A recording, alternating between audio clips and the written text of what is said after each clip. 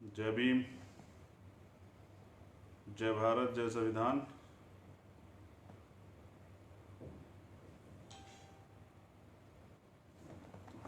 आप सब लोग जो हैं जुड़ जाइए। एक ज़रूरी लाइव आना पड़ा और लाइव का उद्देश्य जो है और कारण जो है वो हल्ला बोल है। वो क्यों है हल्ला बोल, उसकी ज़रूरत क्या है, ये जो है आप लोगों को बताना पड़ेगा। इसी के लिए मैं लाइव हूँ, आप जुड़ जाइए। जय भीम सभी को। और शायद मैं 5-7 मिनट लेट भी हूँ, कम से कम अगर यहाँ की पुलिस से तो अच्छा हो ना, 5-7 मिनट ही लेट होता हूँ। भारतीय पुलिस तो जो है बहुत सारी जगहों पे बहुत लेट पहुँचती है। और जब जैसा आप देख भी रहे हैं, ये बात मैंने क्यों कही आप समझ में जाएंगे। तो सभी संतों महापुरुषों गुरुओं को नमन करते हुए ये बात जो है मैंने कही है मध्य प्रदेश के मामले में। अगर पुलिस सही समय से वहाँ कार्य करती तो मुझे लगता है कि आज पारस जौहरी जो है वो हमारे बीच होता, उसकी निर्मम हत्या नहीं होती अगर पुलिस ने सही समय पे एक्शन लिया होता। तो आप सब लोग जुड़ जाइए, मैं अपनी बात रखूँ। मेरे पास एक बड़ा चिट्ठा है घटनाओं का, और ये हम लोगों की कमियों का नतीजा है। मैं भी जितने दोषी आप हैं उसके बराबर दोषी मैं भी हूँ। मुझे लगता है ये हमारी कमियों का नतीजा कि आज हमारा हश्र ये है।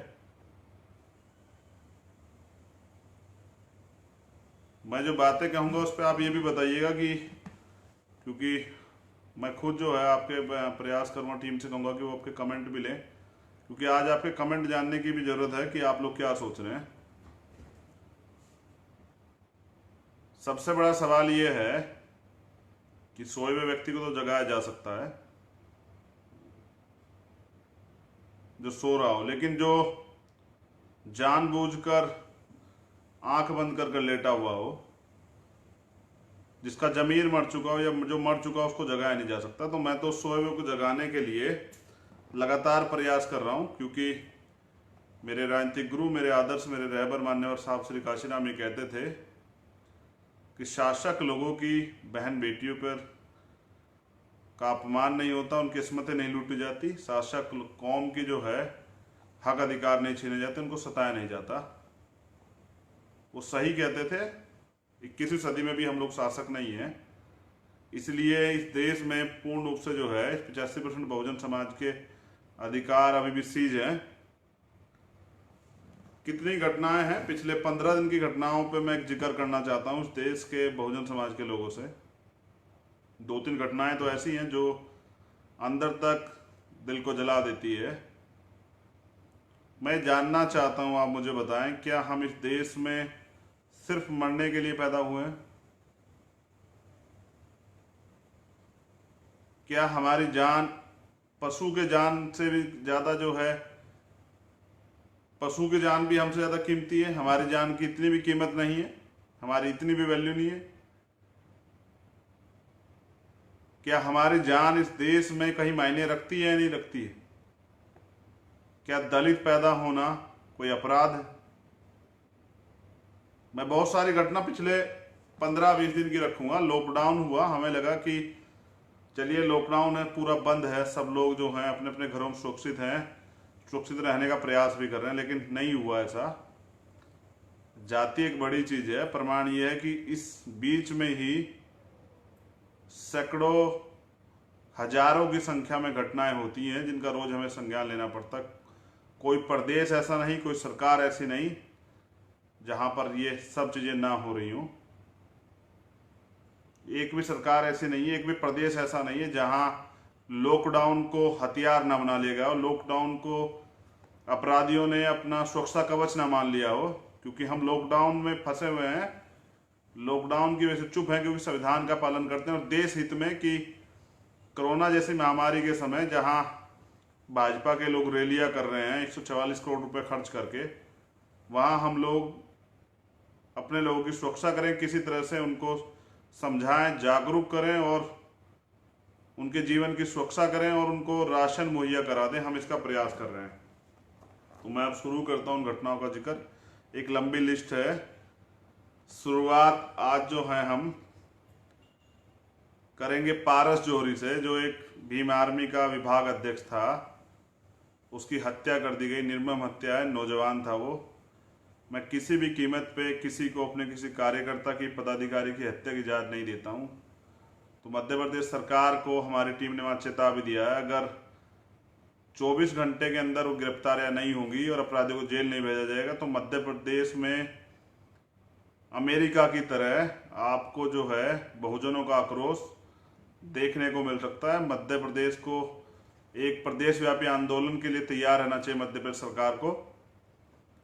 मैं किसी को इजाज़त नहीं देता कि एक आम कार्यकर्ता की, एक आम बहुजन की भी जान कोई ले ले, लेकिन अगर भीम आर्मी के कार्यकर्ताओं पे हमला होगा तो उस प्रदेश के लिए ये बहुत ही खतरनाक साबित हो सकता है। ये आप अच्छी तरह जान लें, ये किसी सूरत में बर्दाश्त नहीं किया जाएगा। मैं मध्य प्रदेश की सभी टीम से कहना चाहता हूँ वो तैयार रहें। अगर सरकार जरा सी लापरवाही बरते तो सरकार को बताए कि हम अपने दम पर जो है यहाँ पर हैं, किसी की रहबरी पे नहीं है, किसी के रहम पे नहीं है, किसी की अनुकंपा पे नहीं है, हम खुद अपने दम पे यहाँ हैं।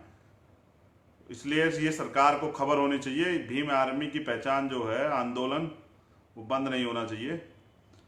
तो एक मामला है अरविंद बनसोड़ का, महाराष्ट्र से,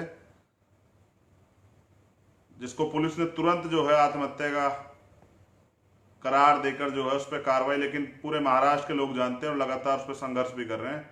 मैं महाराष्ट्र की टीम से भी कहना चाहता हूं कि हमारे हाथ पैर बंधे हुए नहीं हैं, हम सिर्फ संविधान की वजह से चुप हैं।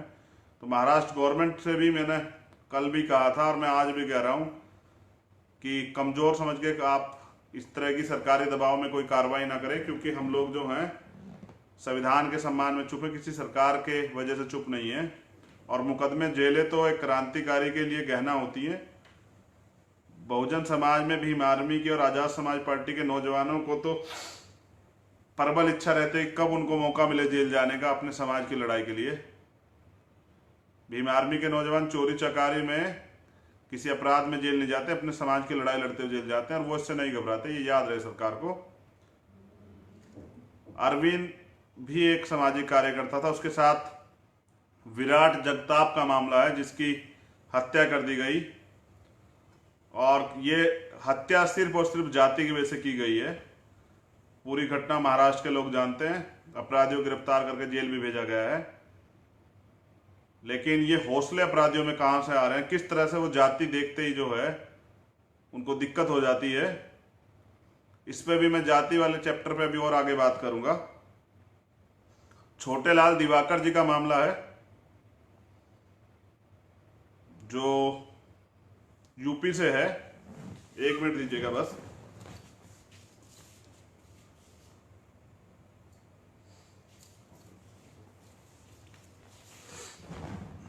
छोटे लाल दिवाकर जी का मामला है, जो यूपी से है, जहां मैं खुद जाने वाला था संभल में, लेकिन प्रशासन ने ये रिक्वेस्ट की।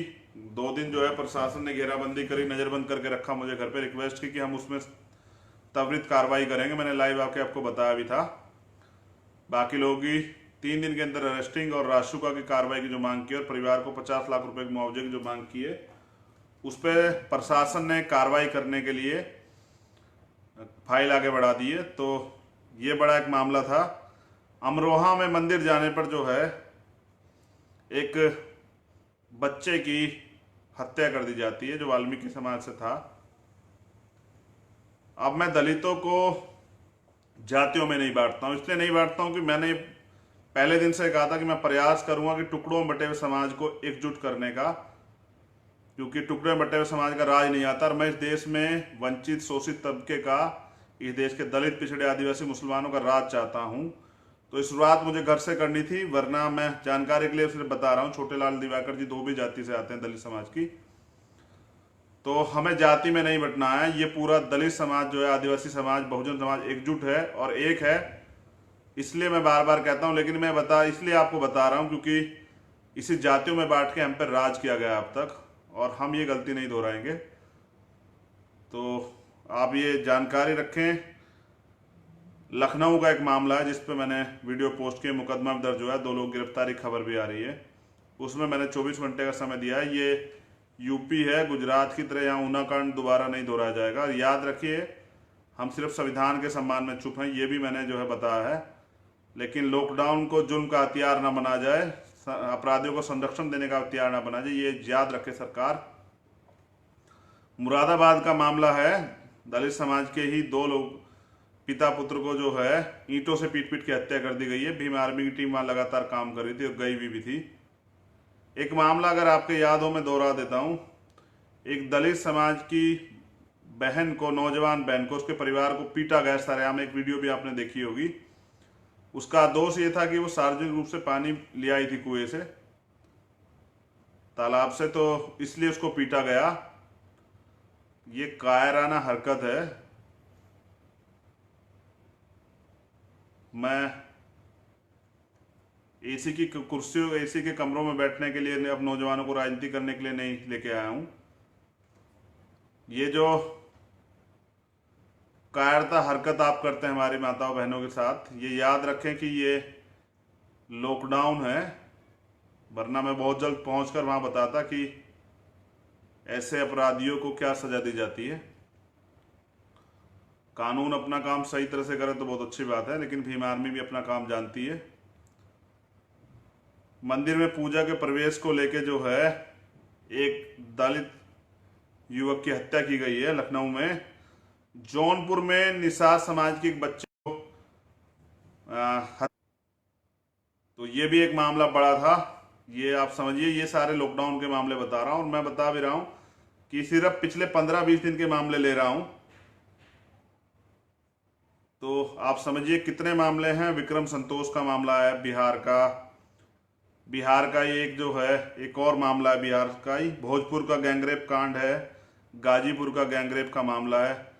तो तमाम मामले बिहार से हैं।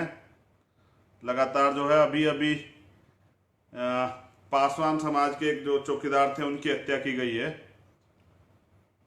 तो आप समझिए कितने लगातार मामले जो हैं चल रहे हैं। और जरूरी बात यह है कि मॉब लिंचिंग के मामले भी बिहार में बहुत आ रहे हैं। एक बिहार में एक मुस्लिम बच्ची का जो 13 साल की थी, उसका जो है, उसका मामला भी हमारी टीम ने उठाया है। उसका 2 लोगों ने दुष्कर्म किया है। तो ये सभी मामले मैं आपको बता रहा था, मगर मैं अब एक जो जरूरी बात करना चाहता हूँ वो ये है, ये मैंने क्यों गिनवाए हैं आप सब लोग, क्योंकि इतने अत्याचार के बाद भी हम लोग चुप हैं और अपराधी लॉकडाउन को हथियार समझ बैठे हैं, अपना सुरक्षा कवच समझ बैठे हैं।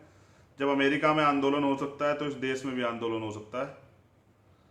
कोरोना वहां पर भी है, कोरोना यहाँ पर भी है। तो आप लोग कमर कसें। जुल्म की एक इंतहा होती है और वो अब बर्दाश्त नहीं की जाएगी। लॉकडाउन की आड़ में संत गुरु रविदास जी महाराज के हरिद्वार में मूर्ति खंडित कर दी जाती है। सुप्रीम कोर्ट के कुछ फैसले आपको बता रहा हूं। जैसे एक फैसला आज आया है, उसमें कहा गया है कि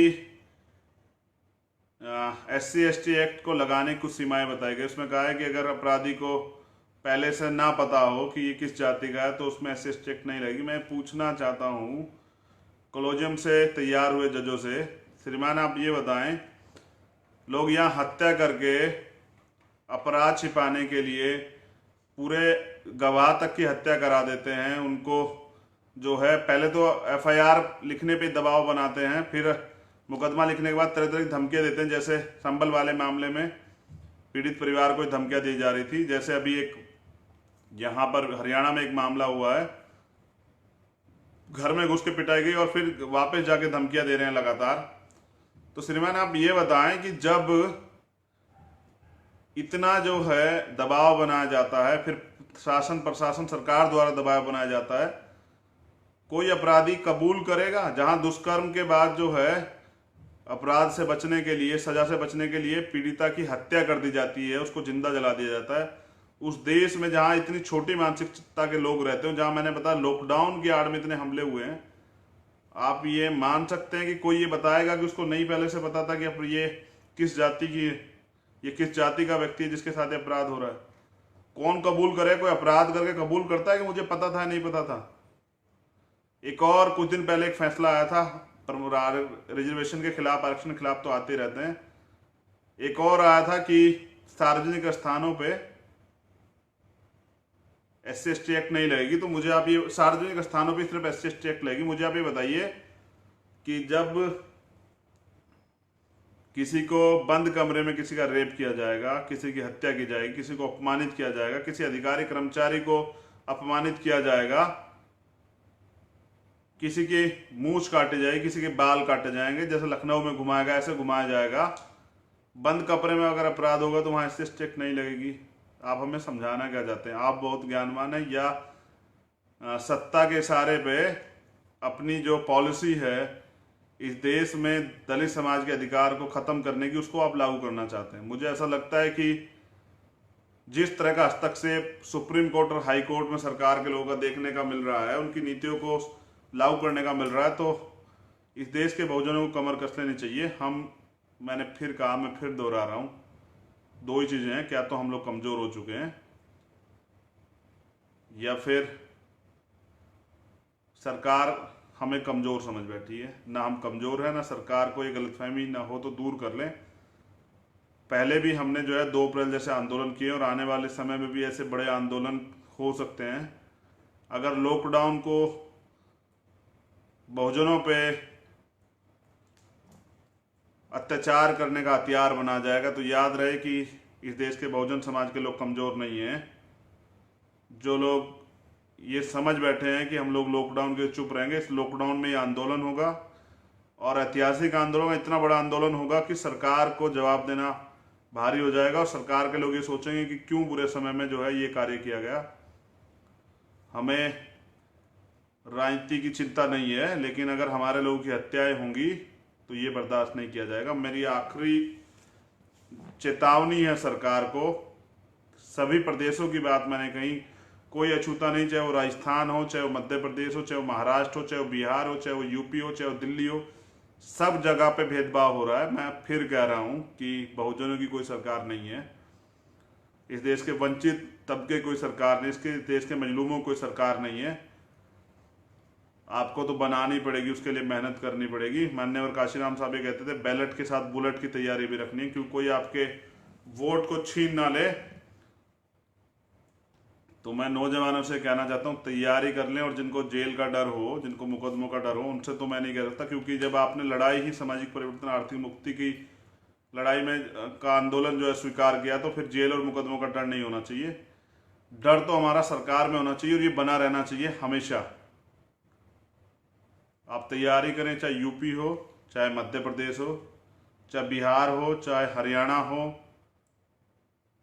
चाहे राजस्थान हो, या कोई भी प्रदेश हो, अगर हमारे लोगों पे अत्याचार होगा तो अब आप कमर कसें।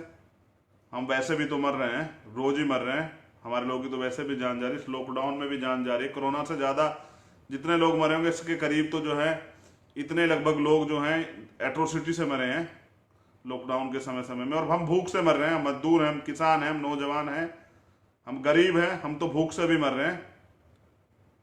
लेकिन मुझे लगता है कि एक राष्ट्रव्यापी आंदोलन जो है, देश में हमारे सब्र का इम्तिहान लिया जा रहा है। तो आप तैयार रहें, कमर कसें। आप बहुत हुआ अत्याचार, और हम अत्याचार सहने के लिए पैदा नहीं हुए।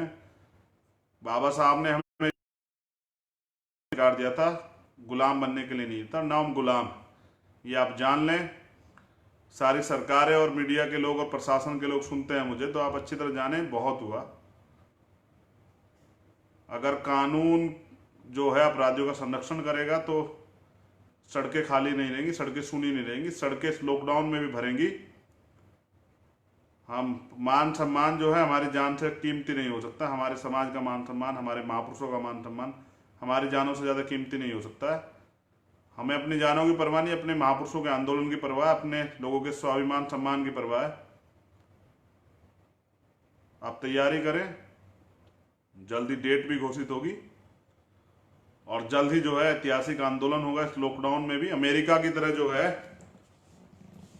जब ब्लैक लिव्स मैटर जो है अमेरिका में हो सकता है, तो इस देश में भी बहुजन लिव्स मैटर जो है हो सकता है। हमारी जान कीमती है और हमारी जान मायने रखती है, हमारा मान सम्मान मायने रखता है। इस देश में दलित समाज, पिछड़े समाज, आदिवासी समाज, मुसलमान समाज, अन्य धार्मिक अल्पसंख्यक समाज जो है वो मायने रखता है। और इस देश में हम बाबा साहब के संविधान में बराबर के अधिकार रखते हैं, गुलाम नहीं है। तो आप लोग तैयार रहें।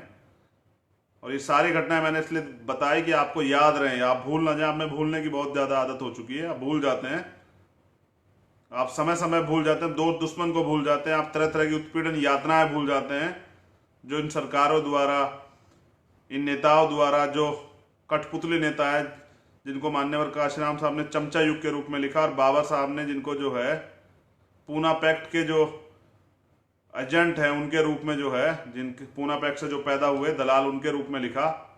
मैंने इसलिए कुछ ज़्यादा अपशब्द नहीं कहता हूँ क्योंकि ये बहुजन समाज से आता है और मैं कभी प्रयास नहीं करता कि मैं इनके खिलाफ कुछ बोलूं, लेकिन इनकी कायरता और इनकी चुप्पी ने इस देश में हमें गुलाम बना दिया। तो इसलिए मुझे लगा कि अब युवाओं को स्वतंत्र रूप से बहुजन समाज की राजनीति करने के लिए विकल्प मिलना चाहिए, इसलिए आज़ाद समाज पार्टी का निर्माण किया गया है। मेरी बहुत बहुत मंगल कामनाएं। जो साथी ऐसे लॉकडाउन के समय में भी सभी घटनाओं पर जाके आज़ाद समाज पार्टी और भीम आर्मी के नौजवान जो संज्ञान ले रहे हैं और पीड़ितों को न्याय दिलाने का काम कर रहे हैं, लेकिन संगठन के दम पे हम पीछे खड़े होकर पीड़ितों को न्याय दिला सकते हैं। ऐसे अपराधियों को सजा देने के लिए सरकार बनना बहुत जरूरी है। तो मैं फिर कह रहा हूँ, बिहार बहुत चुनाव नजदीक आ चुका है, मध्य प्रदेश में भी उपचुनाव है, यूपी में उपचुनाव, कमर कस लें नौजवान और आंदोलन के लिए भी तैयार है। जय भीम, जय भारत, जय संविधान। और बहुजन समाज, मैंने फिर पहले भी कहा था, यहाँ शेर है, बस जगाने की देर है। मैंने घटना इसलिए बताई कि आपको याद रहे, आप भूले नहीं कि किस तरह के अत्याचारों का सामना और किस तरह से आपके अधिकारों को सुप्रीम कोर्ट, हाई कोर्ट या अन्य जगहों से जो है ख़त्म करने का प्रयास किया जा रहा है। लोकतंत्र में आपकी जान की क्या कीमत है ये आपको पता होना चाहिए। बहुत चिल्लाते रहे आप लोग, कुछ नहीं हो रहा है, बस एक एक करके सबका नंबर आ रहा है। प्रयास करेंगे कि अब ये नंबर रोका जाए। जय भीम।